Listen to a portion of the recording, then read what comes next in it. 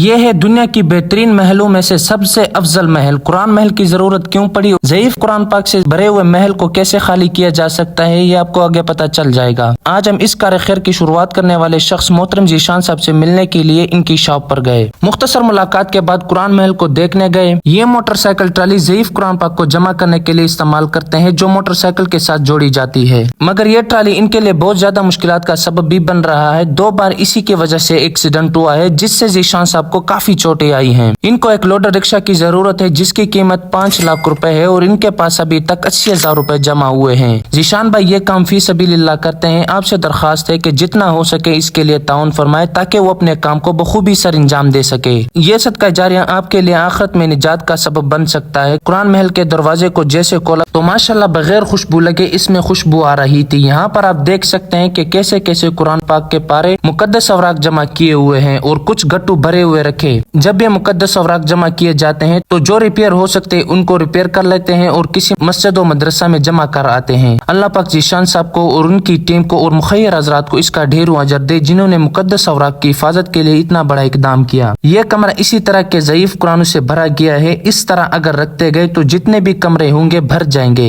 اس کا ایک حل ہے کہ اس کو ریسائیکل کیا جائے، یہ مقدس اوراق دے کر، اور نئے قرآن پاک تیار کروائے جائیں۔ کسی بھی بھائی کو ریسائیکل کرنے والی کمپنی کا پتہ ہو تو ہمارے ساتھ ضرور رابطہ کریں۔ اللہ پاک آپ کو اس کا جزائے خیر دے۔ جب مقدس اوراق لے آتے ہیں تو زمین پر رکھنے کے بجائے اس تڑے پر رکھا جاتا ہے، تاکہ قرآن پاک کی بے حرمتی نہ ہو۔ محل کی وزٹ کرنے کے بعد ذیشان صاحب نے بتایا کہ پورے شہر میں مقدس اوراق کے تقریباً 200 ٹین لگائے ہیں، تاکہ لوگ اخبارات پر لکھے گئے قرآن پاک کے الفاظ ان میں ڈالیں۔ اسی طرح ذیشان صاحب اور بھی فلاحی کاموں میں حصہ لیتے ہیں، غریبوں میں راشن تقسیم کرنا، ہینڈ پمپ وغیرہ لگانا۔ جس مسجد کے وضو خانے پر ہم نے کام کرایا، اسی مسجد سے بھی ضعیف قرآن پاک لے گئے تھے، اور ہمیں نئے قرآن پاک دیے، تاکہ وہاں پر پڑھنے والے بچے آسانی سے قرآن پاک پڑھ سکیں۔ قرآن پاک اٹھانے سے پہلے ہم نے وضو کیا، وضو کرنے کے بعد ان کو کارٹن میں پیک کرایا اور لے گئے مدرسہ۔ قاری صاحب عصر کی جماعت ادا کر رہے تھے۔ نماز سے فارغ ہونے کے بعد قرآن پاک کو تقسیم کرنے لگے۔ انشاءاللہ جب تک یہ قرآن پاک پڑھے جائیں گے سب کو ثواب پہنچتا رہے گا۔ ہمارے ٹیم کا بھی یہی مقصد ہے کہ ہم ایک دوسرے کی ہیلپ کریں۔ ذیشان بھائی بھی اچھا کام کر رہے ہیں۔